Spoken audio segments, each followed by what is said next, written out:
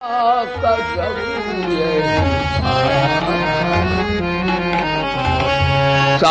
तज भजन करम श्री राम जय राम बोलो जय राम जय राम श्री राम जय श्री राम जय राम। अब मोहि भरो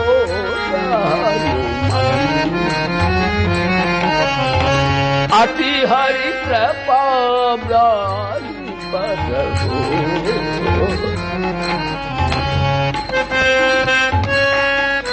नीला पामा गारी घर अति हरि कृपा जाहि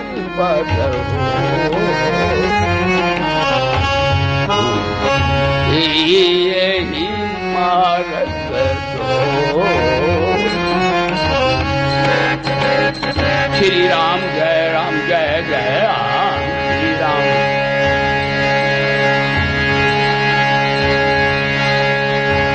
मन कामना सिद्धि नर पार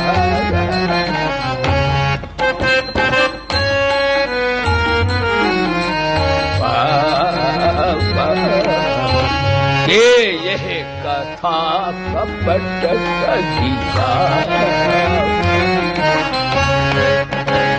श्री राम जय राम श्री राम जय राम बोलो श्री राम जय राम।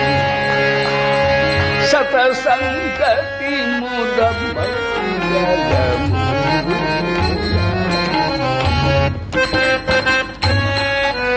मंगल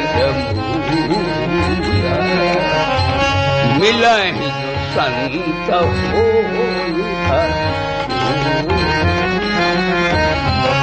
गिरि अनुभव अब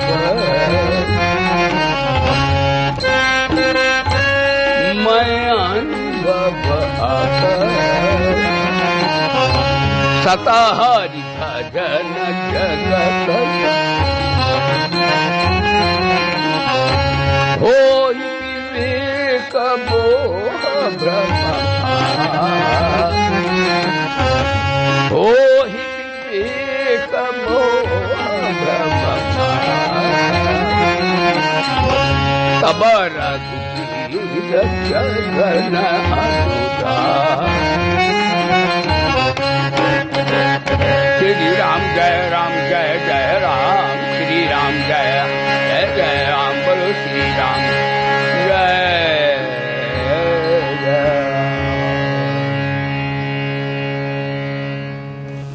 इससे पकड़ लेती है आवाज पकड़ लेता है हर पूरी आ जाएगी इससे। हाँ हरि ओम हाँ तो अब सभा में उपस्थित सभी साधक भक्तगण हमारे संस्कृत विद्यालय के सभी प्रिय छात्रगण आप नित्य परिश्रमण कर रहे हैं कि हम लोग जिसके लिए आए हैं उस कार्य को इसी जीवन में कृपा करके भगवान ने महती अनुकंपा से हमें मानव शरीर प्रदान किया है।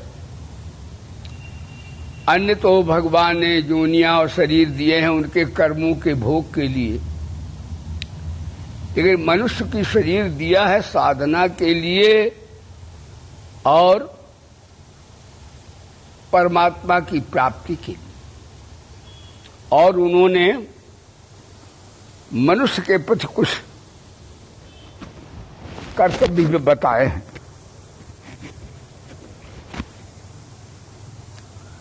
उन्होंने हमको भेजा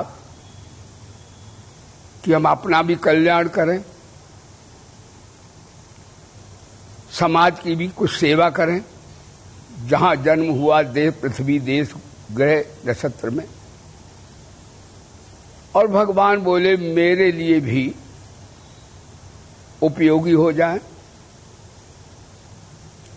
यही त्रिवेणी सत्संग की है। धन्य वो व्यक्ति जो अपने लिए, समाज के लिए और परमात्मा के लिए उपयोगी होता है, उसका धन्य जीवन है, धन्य है। और धन्य घड़ी जब हो सत्संगा, वो घड़ी भी धन्य है जब ब्रह्माभ्यास करने का, सत्संग करने का अवसर प्राप्त हो। हम लोग बड़े भाग्यशाली हैं कि जिन्हें ज्ञान यज्ञ सत्संग करने का अवसर प्राप्त हुआ है। भगवान की महती अनुकंपा, महती कृपा उनकी है। तो हमारा कर्तव्य है, यानी सत्संग क्या है कि भगवान ने हमें अपनी बात के लिए भेजा था। ये तीनों के लिए उपयोगी बनेगा। मनुष्य तो मेरा ही रूप है। कहते पुराणों में कथा आती है, अन्य जोनियां देव योनि तक भगवान ने बनाई तो भगवान खुश नहीं हुए, देवताओं तक को बना दिया उन्होंने। लेकिन जब मनुष्य को बनाया भगवान, तो भगवान निहाल हो गए, हंसने लगे, नाचने, बड़े खुश हो गए। भगवान बोले ये तो बनते बनते ऐसा बन गया कि मैं तो दुनिया को नचाता हूं, कहीं ये शरणागत होके परम प्रेमी हो गया तो ये तो बड़ा ही विचित्र हो गया मेरे से। यानी देवताओं को भी बना के भगवान प्रसन्न नहीं हुए। मनुष्य शरीर ऐसा है कि परमात्मा की आज्ञा को मान सकता है, यही सत्संग है। लेकिन हमने उल्टा किया। परमात्मा ने अपनी आज्ञा मानने के लिए भेजा था और हम अपनी बात भागने लगे। हम शरीर और संसार को जो कि परमात्मा का था उसे हम अपना मानने लगे। यानी भगवान ने भेजता कि मेरी मानो, लेकिन हम कहते भगवान तुम मेरी मानो। कितने उल्टे हम हो गए। मेरी मानो, मेरे को नाव नोट लाओ, मेरा मान करवाओ, है, मेरे को जमीन जायदाद दो, कोठी कारें दो, हवाई जहाज दो। तो भगवान से हम लोग अपनी मनमाने लगे और भगवान कहते तुम मेरी मानो। हमारा भगवान का झगड़ा इस बात का। अब देखो जीत भगवान की होगी कि हमारी? जीत तो भगवान की होगी, क्योंकि भगवान सच्चाई पर है। हम मैं मेरा अविद्या अज्ञान की ओर जा रहे हैं। इसलिए सच्चा सत्संग क्या है? सत्संग का आदर्श क्या है? सत्संग की व्याख्या क्या है? सत्संग का सार क्या है? सत्संग यही है कि जो जो वस्तुएं भगवान ने दी हैं उनसे हम साधना के क्षेत्र में उतार लें। सत्संग कब पूर्ण होगा? जब बल का दुरुपयोग हम नहीं करेंगे और जाने हुए ज्ञान का निरादर नहीं करेंगे और माने हुए भगवान में अश्रद्धा विकल्प नहीं करेंगे तो सत्संग पूर्ण हो जाएगा। बल का दुरुपयोग नहीं करेंगे तो कर्तव्य परायणता कर्मयोग सिद्ध हो जाएगा। बोले धर्म की, यानी दुनिया के लिए उपयोगी बन जाएंगे और अपने लिए जाने हुए ज्ञान का निरादर नहीं करेंगे तो हम असंग हो जाएंगे, अचाव हो जाएंगे, अप्रयत्न हो जाएंगे। असंगता अपने लिए, कर्तव्य परायणता समाज के लिए, संसार के लिए और भगवान के लिए। भगवान हमसे कुछ नहीं चाहते। भगवान ने तो सब कुछ दिया ही है। भगवान हमसे चाहते कुछ नहीं है। भगवान कोई रिश्वत थोड़े घूस चाहते। भगवान कोई बड़े अफसर थोड़े कि उन्हें पैसा दे दो खुश हो जाएंगे। भगवान तो सर्वज्ञ सर्वशक्तिमान अकारण करण करुणा बनने वाले हैं। भगवान इतने ही पर राजी हो जाते हैं कि तुम कहो शरीर और संसार मेरा है, ये तुम ना कहो। कहो भगवान मेरे हैं, मैं भगवान का हूं। भगवान मेरे हैं, भगवान के लिए हूं। बस इतने में भगवान निहाल हो जाते हैं। भगवान आत्मीयता से खुश हो जाते हैं। आत्मीयता करती है कौन? मैया का नाम क्या है? यशोदा। यशोदया समो नास्ति। यशोदा कैसी है देवी? उसने कौन सा पुण्य किया कि दुनिया को नचाने वाला परमात्मा भयात, वेद कहता भैया परमात्मा बहुत बलवान है। भयादस्याग्नि तपद भयात तपद सूर्य भयादिन दस्त वायु मृत्यु धावत पंचमा। उस परमात्मा के भय से श्रुति कहती है अग्नि प्रज्वलित होती है, वायु बहता है, जल बहता है और सूर्य ठीक टाइम पर प्रकाश देता है और समय पर ही संसार की वृद्धि होती है और समय पर भी संसार का प्रलय हो जाती है। जिसके भय से भृगुट विलास सृष्टि लय होई। परमात्मा की भृगुटी टेढ़ी होते ही संसार की लीला समाप्त हो जाती है। बोले सच्चिदानंद भगवान की। ऐसा वेद भगवान कहते ईशावासिदम सर्वम। वो परमात्मा, इतना महान परमात्मा, सर्वज्ञ सर्वशक्तिमान अकारण करण करुणा बरुणाले परमात्मा, उसके पास कोई कमी तो नहीं है। फिर परमात्मा हमसे क्या चाहता है? परमात्मा की कोई इच्छा वांछा भी नहीं है।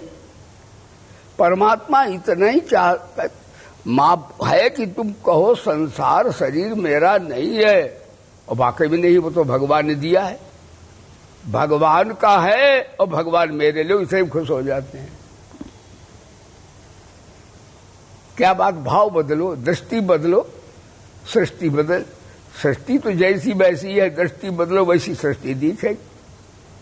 भगवान को आते हो, 5 लड्डू लाते हो, अब भगवान को भेंट करते हो।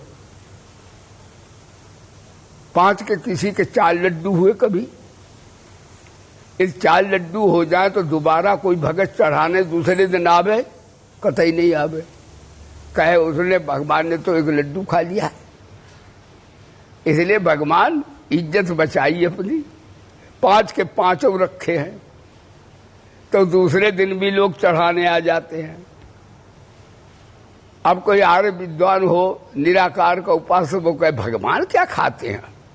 या वेदांती कहे कि भगवान तो चौथा परिभाषा प्राण खाते, भगवान कोई मनुष्य थोड़े ही होते हैं। तो उस हिसाब से तो संगति नहीं बैठती। भगवान क्या खाते हैं? भगवान अभी 5 लड्डू मेरे थे, हमारी बेईमानी थी। लड्डू में भी चीनी, पृथ्वी से आया है गन्ना। लड्डू भी गंगा कसम इंसान का नहीं है, सिद्ध हो ही नहीं सकता। कोई चीज मनुष्य सिद्ध हो गई नहीं। लड्डू में चीनी है, वो गन्ना से बनती, गन्ना पृथ्वी से पैदा होता है, पृथ्वी भगवान ने बनाई। आटा उसमें तो आटा गेहूं जो भी पृथ्वी से पैदा होता है? और घी उसमें लगा तो घी भी गऊ में भगवान ने बनाई।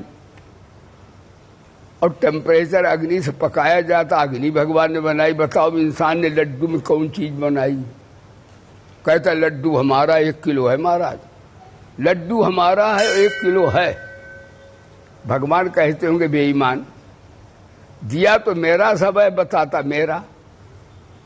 तो भगवान ने तो अपनी मनवाने को भेजा था और भगवान से हम अपनी मनवा रहे हैं कि मेरा मेरा मेरा। तो भगवान क्या खाते हैं? भगवान हमारे भाव के भूखे, पदार्थ के नहीं हैं। भाव का भूखा हूं मैं और भाव एक सार है। भाव से मुझके भजे तो भव से बेड़ा पार है। भाव के भगवान भूखे। अभी लड्डू मेरा था, अब वो भगवान ने भोग लगाया तो प्रसाद हो गया। तो आर्य समाजियों को, वेदांतियों को यही उत्तर दे सकते हैं कि वेदांत का ज्ञान तो बहुत बढ़िया भैया, वेदांत का ज्ञान से बड़ा तो कोई ज्ञान होता ही नहीं। तो भगत जो होता है वो भगवान को भी भावना से, प्यार से, क्योंकि प्यार की तो भूख भगवान को भी है, राम ही केवल प्रेम प्यारा। तो भगवान लड्डू में हमारी जो ममता और अहंता है, जो अपनापन मैल है, वो भगवान ने खा लिया और वो लड्डू नहीं रहा, वो प्रसाद हो गया। प्रसादे सर्व दुखा नाम हा निरस्य उपजायते। वो प्रसाद बन गया, फिर लड्डू नहीं है, वो प्रसाद है। उसको हम पाएंगे तो भगवान इतनी चाहते तुम कह दो मेरा, बस इतने खुश हो जाते हैं वो। उन्हें ज्यादा क्या हम खिलाएंगे, उनको हम क्या देंगे, हमारे पास क्या देने को भगवान के लिए है। तो भगवान से प्रेम करें, भगवान को अपना कहें। भगवान इतने में निहाल हो जाते हैं। भगवान को प्रेम देवता नहीं दे सकते, भगवान को प्रेम चराचर जितनी योनियां कोई नहीं दे सकता। भगवान को प्रेम इंसान दे सकता है। इसलिए इंसान को भगवान ने अपने लिए बनाया है, और जोनियां तो उनको कर्म भोग के लिए बनाई हैं। फिर भी इंसान कहता भगवान कहाँ रहते महाराज जी, भगवान तो दिखते नहीं महाराज, ये दुनिया ऐसे ही बन गई है, खाओ पियो मौज करो। फिर भी इंसान कितना तो असाधक है, कितने अज्ञान दशा में जा रहे हैं। तो हमारा कर्तव्य, इंसान का शरीर भगवान ने दिया है, तो हमारे कर्तव्य है कि हम जो संसार के लिए कैसे उपयोगी हों, संसार के लिए हम उपयोगी हो जाए। कब? संसार की सबसे बड़ी सेवा क्या कल बताया था, बताओ। संसार की सबसे बड़ी सेवा है महाराज है, हाँ, संसार की सबसे बड़ी सेवा है भैया कि बुराई रहित हो जाना, किसी का बुरा चाहना नहीं, किसी को बुरा देखना नहीं, किसी का बुरा करना नहीं, किसी को बुरा सोचना नहीं। ये बुरा चाहना, देखना और निंदा करना से भी ज्यादा बुरा है। किसी को बुरा चाहने वाले का, भाई उसका बुरा चाहे हो चाहे न हो, लेकिन चाहने वाला का बुरा जरूर हो जाएगा, क्योंकि उसके अंदर मैल, ममता और अहंता भर गई है, वो उसे अधोगति में ले जाएगी। इसलिए रामायण कहती है सबसे बड़ा संसार पाप यही है। तो कर्तव्यपरायणता नहीं सिद्ध होगी, आपका योग बनेगी नहीं, आप निष्काम कैसे सेवा, आपको तो गुण दोष दिखेंगे, अच्छा बुरा दिखेगा। इसलिए भगवान को तो अपना मानना और भगवान के संसार को बुरा नहीं कहना। इसलिए इंसान शरीर मिला है। और एक बात और है, अपने अधिकार का त्याग करना, दूसरे के अधिकार की रक्षा करना। अपने अधिकार का त्याग करने से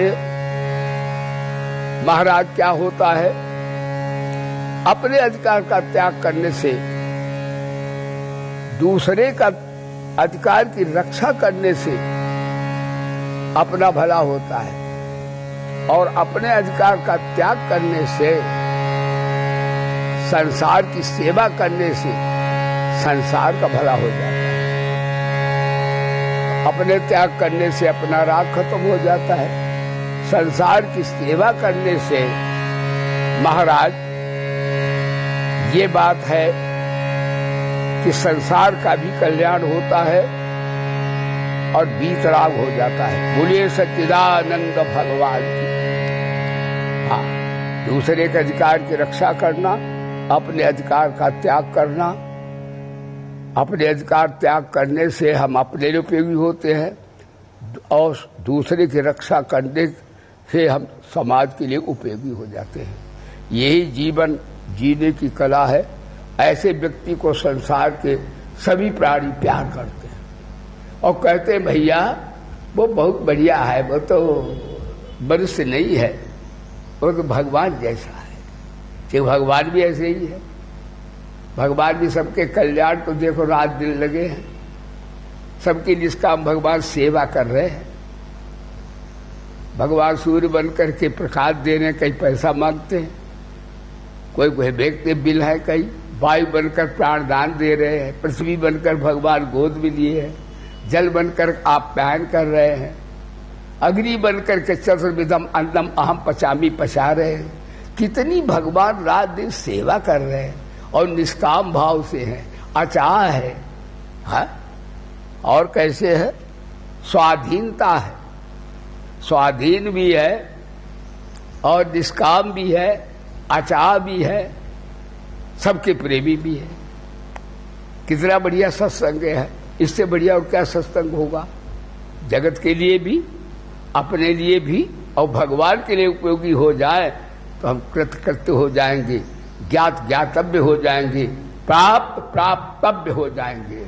यही त्रिवेणी सत्संग की है। तत्सवितुर्वरेण्यं भर्गो देवस्य धीमहि धियो यो नः प्रचोदयात्। वेद माता गायत्री तत्सवितुर्वरेण्यं प्रथम कर्मयोग है, वर्णन वाणी से होता है। भर्गो देवस्य धीमहि ध्यान भक्ति में होता है, बीच में भक्ति योग उपासना है गायत्री का दूसरा चरण। तीसरा धियो यो न प्रचोदयात्, असंगता असंग हो जाओ तीनों शरीरों से, अचाव हो जाओ तीनों शरीरों से, नो अटैचमेंट, किसी से आसक्ति मत करो, असंग हो जाओ। ये गायत्री है।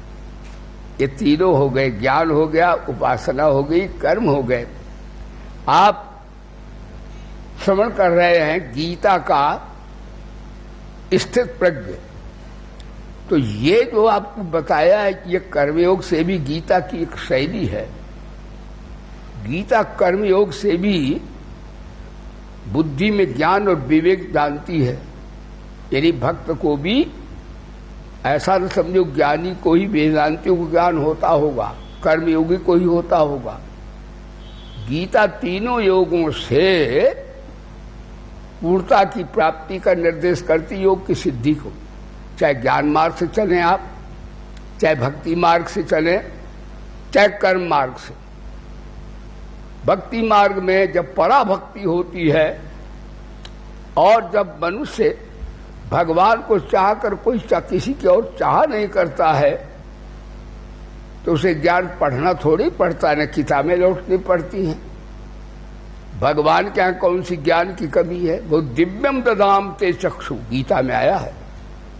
दिव्य चक्षु खोल देते हैं अपने भक्त के, और ज्ञान दीपेन भास्यता, ज्ञान की ज्योति जला देते हैं। जो अद्वैत वेदांती को ज्ञान होता है वो ज्ञान भी विज्ञान बना देते हैं। और ददामि बुद्धि योगम तम, स्थित प्रज्ञ चल रहा है ना, उसकी बुद्धि को भी बढ़िया परिष्कृत कर देते हैं, प्रज्ञा प्राप्त बुद्धि हो जाती है।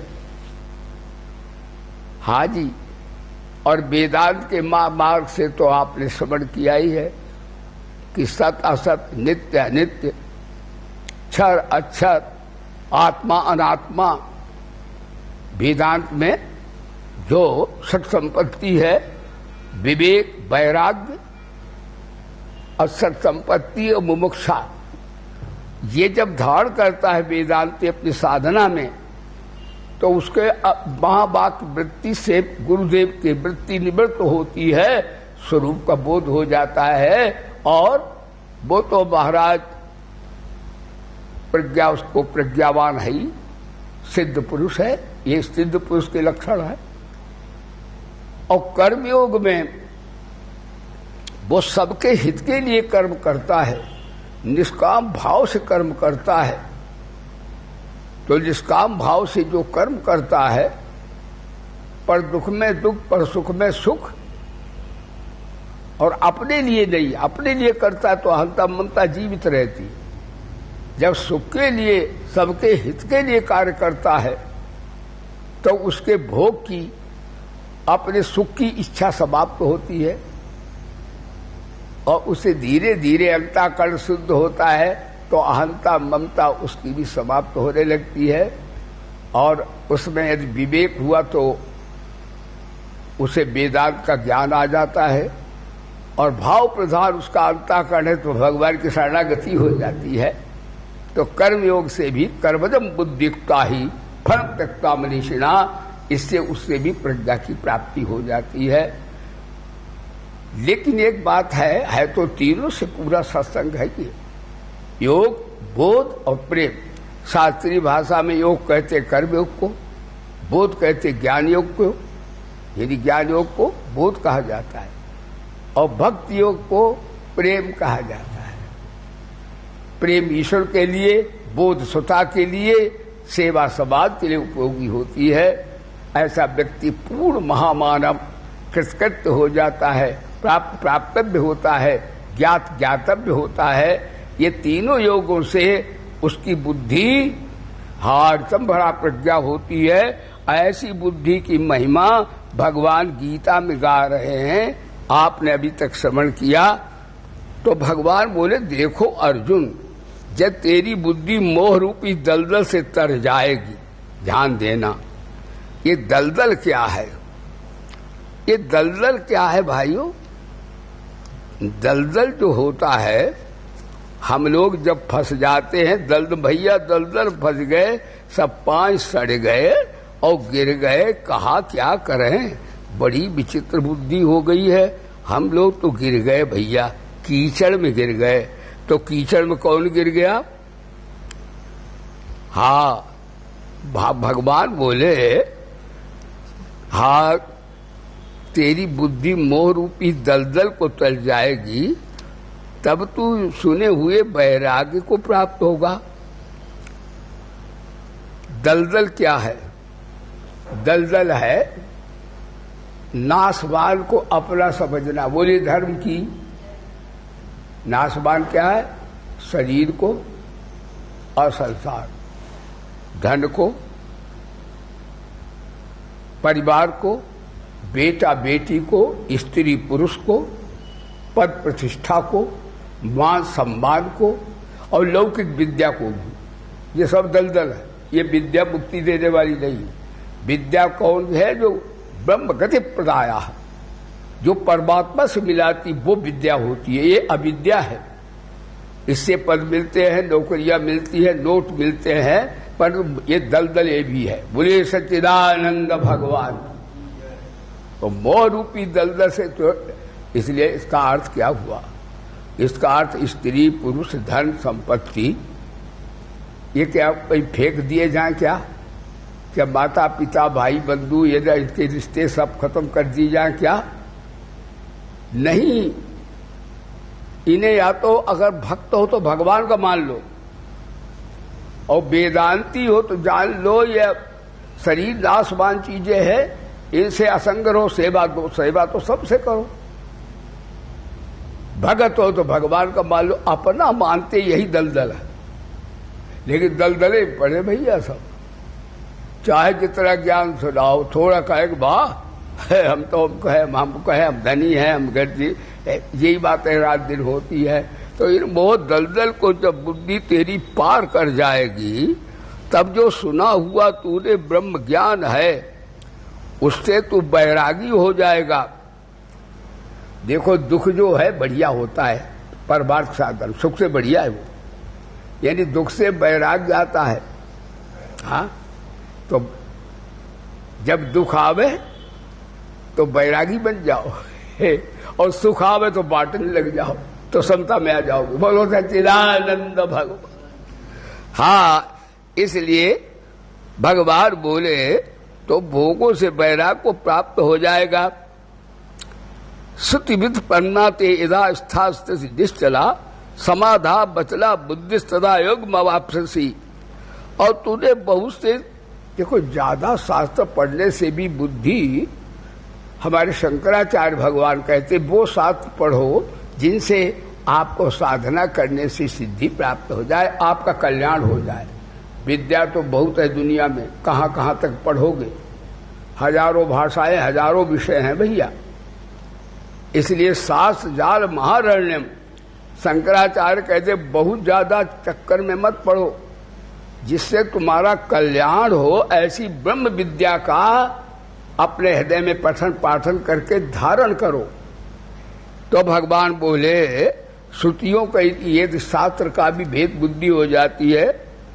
अब कहते अर्जुन ने पूछा वो ऋतंभरा प्राप्त सिद्ध पुरुष, उसका लक्षण क्या है? स्थित प्रज्ञस्य का भाषा समाधिस्थस्य केशव, स्थित धी किम रासेत क्यवासेत बजेत किम।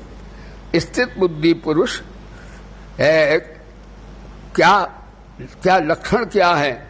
अब सिद्ध पुरुष के लक्षण पढ़ा दे, कल भी से श्रवण कर रहे हैं। वो स्थिर बुद्धि पुरुष कैसे बोलता है, कैसे बैठता है और कैसे चलता है? तो भगवान बोले प्रजात यदा कामान सर्वान पार्थ मनोगतान आत्मन्यवात्मना तुष्ट स्थित प्रग्रस्त दोचते। भगवान बोले जिस काल में, देखो वेदांत में पहले अहंता का त्याग है, लेकिन यहाँ कर्मयोग का प्रसंग ऐसे है तो सिद्ध अवस्था ही, पर तो कर्मयोग की दृष्टि से कामना का पहले नाम लिया भगवान। ध्यान दीजिए, हाँ ये ब्रह्म ज्ञान सिद्धावस्था ये भी है। तो कहते प्रजात इजा कामान सर्वान पार्थ मनोगतान, मन में और बुद्धि में जो कामनाएं हैं वो जो उनको मनोगतान मन में है, कामना बड़ी खतरनाक है। पाप की जड़ पूछा अर्जुन ने कि बताओ संसार में आदमी जानता है कि पाप, झूठ बोलना पाप है, चोरी करना पाप है, दगा देना पाप है, फिर भी आदमी क्यों करता है? तो भगवान बोले कामना के कारण, उसके अंदर कामना भरी रहती है। कामना से कई तरह की वासनाएं पैदा होती, इसलिए निष्कामता का यहाँ भगवान वर्णन किया है। स्थिर बुद्धि पुरुष निष्काम होता है, आप्त काम होता है, आत्मा राम होता है, परम निष्काम होता है। मनोगतान, मन में, ये मन में और हृदय में रहती है। और कामना कहाँ से पैदा होती है? एक मंक गीता आती है, महाभारत में है। तो एक महापुरुष सिद्ध पुरुष बैठे थे, उन्होंने कहा कामनाओं के कारण ही तो जन्म मृत्यु होता है सबका। चाह चबारी चूहरी सब नीचर की नीच, तू तो पूर्ण ब्रह्म था चाह न होती भी। तो महात्मा अच्छे महाज्ञानी थे, ऋतंभरा प्रज्ञा थी उनकी। महात्मा बोले कामम जानामिते मूलम, ये मंक गीता है, महाभारत में है। हे काम, मन इच्छा, मैं तेरे बाप को जानता हूं, मैं बाप ही को खत्म करूंगा तो बच्चा कैसे पैदा होगा? बोलो सच्चिदानंद भगवान। तो काम माने इच्छा किससे पैदा होती है? संकल्प से। संकल्प प्रवान कामास्तक्ता सर्वान श्रेष्ठा। अहम संकल्प, मैं संकल्प नैव करिष्यामि, मैं संकल्प ही नहीं करूंगा। जैसे हमारे आचार्यगण कोई कार्य करते हैं, यजमान लो अक्षर चावल, संकल्प पढ़ो, क्या चाहते हो तुम, पहले ही कामना लगा लेते हैं। चलो भैया, लौकिक दृष्टि से जब लगाते वो मिलता है, लेकिन भगवान तो इसे दलदल बता रहे हैं। बोलो सच्चिदानंद भगवान। तो संकल्प ही नहीं करूंगा तो काम को मैं, भगवान बोले आत्मन्यवात्मना तुष्टा। वो कहता कामनाएं जो होती लटकाती अटकाती भटकाती हैं, और कामना जो होती है वो मन बुद्धि में होती है, आत्मा में नहीं होती। इसलिए वो दृष्टा साक्षी बन करके अगर ज्ञान की दृष्टि से देखो तो वो कामनाएं आमें जाएं, वो साक्षी भाव से देख लेता उनको। लेकिन उनमें आसक्त नहीं होता, अनासक्त भाव रहता उसका ज्ञानी का, और अपने आत्मा से ही आत्मा में संतुष्ट रहता है। जैसे कल बताया, रति और तृप्ति और तुष्टि। रति जो होती है भाई, कल बताया था, स्त्री पुरुष के परस्पर के सहयोग, वो उसको रति कहते हैं। संतुष्टि, बढ़िया बढ़िया भोजन मिला उसे संतुष्टि कहते हैं, और तृप्ति कहते हैं, और तुष्टि कहते हैं धन जमीन जायदाद मिलने को तुष्टि कहते हैं। यानी सिद्ध पुरुष को जमीन से मतलब नहीं, जायदाद से मतलब नहीं, धन से मतलब, वो अपने आप प्रारब्ध से आ जाए तो अनासक्त भाव से भोगेगा वो। उसकी जान है कि घाटा पड़ गया तो मुंह पीला हो जाए, और नफा हो जाए तो हर्ष पे उसे नहीं। जैसा है सुबह सुबह उसकी वृत्ति आत्मा में स्थित रहती है, तो वो आत्मा में तृप्त रहता, उसके लिए फिर कोई कर्तव्य नहीं है, कोई लौकिक कोई साधन उसके लिए नहीं है। वो सिद्धावस्था है, वो स्थित प्रज्ञ कहा जाता है। यानी उसकी बुद्धि में केवल आत्मा तत्व का बोध है, अथवा भगवान ही भगवान है, ऐसा भगवान बोले। और फिर बोलता कैसे है? तो बोलता दुखेषु निर्विघ्ना सुखेषु विगत स्पृहा भीत राग भय क्रोधा स्थित धीर मुनिरुच्यते। कहते दुखेषु निर्विघ्ना, दुख आता है क्यों? कल आपको बताया था, दुख के माता का नाम क्या है? कल सुना था, दुख की माता का नाम सुख है, और तुम सुख चाहो ही नहीं तो दुख का बाप नहीं आएगा। अब जब तुम सुख नहीं चाहोगे ना तो दुख आएगा, ना सुख, तुम आनंद में आ जाओ, सिद्ध पुरुष हो जाओ। इसलिए भगवान बोले, इसमें बताया कि बोलता सिद्ध पुरुष कैसे है। यानी दुख में, सुख में, द्वंद्व में, मान में, यह ध्यान लिखा, जय में, पराजय में, सर्दी में, गर्मी में, वो द्वंद्व बाहर के देखता है। आत्मत पुरुष को इससे कोई लेना देना नहीं है। अपमान हो जाए तो नाराज नहीं होता, कोई बहुत मान करे फूलता नहीं। हाँ जी, सुख में हर्षो नहीं, दुख में रो नहीं, सुख में हर्षो नहीं, दुख में है, दुख में, हाँ, दुख में दो रो नहीं, सुख में हर्षो नहीं, प्राण जाए मगर नाम भूलो नहीं। सुख दुख में समान रहता है। और वेदांती तो कहता सुख दुख तो सूक्ष्म शरीर में है, और भगत है तो ये भक्त भी सिद्ध पुरुष होता है, ये नहीं ज्ञानी सिद्ध, भक्त भी ज्ञानी होता है।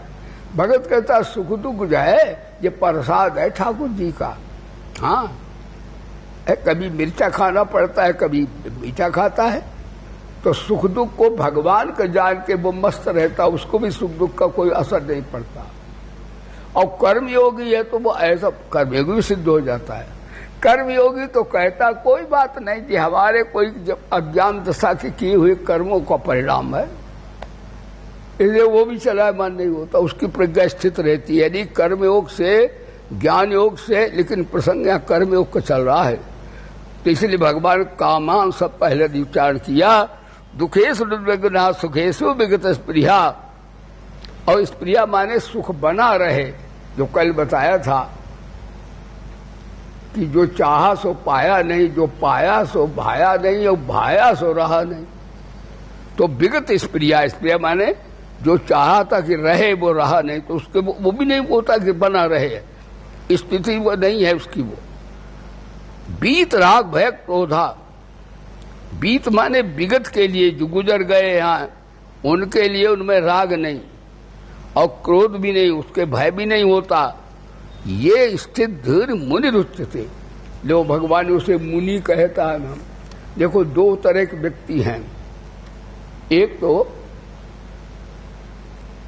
अब ये 5 मिनट है, एक तो होते हैं ऋषि और एक होते हैं मुनि। दर्शनाथ ऋषया, जो रिसर्च करते, रिसर्चर नहीं जिनको कहते रिसर्च, ये अंग्रेज नकल कर ले गए, हमारा संस्कृत में है दर्शनाथ ऋषया। तो और मंतारा मुनि, यहां मुनि शब्द आया। मुनि माने मनन करने वाला, श्रवण मनन निधिध्यासन। तो मुनि किसको कहते हैं? भगवान ने 17वें अध्याय में आपने सुना है, वहां भगवान ने मन का मौन बताया है, वाणी का मौन नहीं बताया, उसे मुनि कहते हैं। मन प्रसादा सौम्यत्वम मौन माद विनिग्रह भाव संशुद्धे रिते तपो मान समुच्यते। वो कैसा होता है? मन प्रसन्न रहता है, सिद्ध पुरुष के लक्षण है स्थित मुक्ति। वो मन में प्रसन्न ही रहता सदा। अनुकूलता प्रतिकूलता, सुख दुख, हानि लाभ द्वंद्व तो आते हैं ज्ञानी के भी। क्या भगवान कृष्ण कितने दुख पड़े बताओ? भगवान कृष्ण जन्मते ही माता पिता से बिछो हुआ, फिर न मालूम कितने राक्षसों से बच्चापन से युद्ध करना पड़ा है, और भगवान कृष्ण को कितने कैसी विषम स्थितियां आई। हमारे भगवान को जेल में जन्म बताओ, और भगवान राम को तो पूछो, है भगवान राजगद्दी से लेकर उनको निकाल दिया गया है, जंगल में खाक छानी मेरे राम ने। लेकिन भगवान कहते वाह पिता दीन मोई कानन राजू, मेरे पिता ने मेरा प्रमोशन कर दिया है। यानी भगवान जी बता रहे कि स्थित प्रज्ञ ऐसा होता है। भगवान स्थित प्रज्ञ, भगवान तो हमारे सबके सद्गुरु हैं। तब दुख में घबराना नहीं चाहिए। दुख और सुख ये दो द्वंद्व होते हैं, इसमें वृत्ति उसकी समता में रहती, इसलिए वो स्थित प्रज्ञ है। तो मुनि की बात आपको बताते हैं। ऐसे ही आप सब रहो, हम सब रहें, हम सबको शिक्षा लेनी चाहिए। गीता केवल सुनने के लिए नहीं है, प्रवचन के लिए नहीं है, गीता धारण करने के लिए, कि हम अपने जीवन में ऐसे ही जिंदगी जिएंगे। अब तो हम भी भगवान राम जैसे, कृष्ण जैसे, महापुरुषों जैसे हमारी गिनती होगी। हम अपना पावन बनेंगे, समाज को पावन बनाएंगे, आनंद रहेगा, कृतकृत्य हो जाएंगे, प्राप्तव्य हो जाएंगे। तो मुनि कैसा होता है? गीता में बताया है। एक महात्मा थे, गीता में मन का मौन है, वाणी का मौन नहीं। वाणी तो सांप नहीं बोलता बहुत दिन, तो कैसा मौनी बाबा होता है क्या? एक महात्मा थे ऋषिकेश की, हम बात बताए घटना, हमारे गुरु जी शायद सुनाते थे महात्मा थे वहां। तो एक लाला दूध पिलाता था आधा किलो रोज उन्हें। लाला कहीं बाहर चला गया, अपने लड़के से कह गया गुरु जी को आधा किलो दूध रोज पिलाना। बच्चा है, 2 दिन तो दे आया, 1 दिन भूल गया वो। लाला 5वें दिन आया, 2 दिन उन्हें दूध बच्चा नहीं देने गया, भूल गया। अब बाबा बाड़ी से तो 12 वर्ष से मौन थे, लेकिन जब लाला ने प्रणाम किया तो उन्हें क्रोध आया और अपना कमंडल लिया और बाणी से तो नहीं बोला,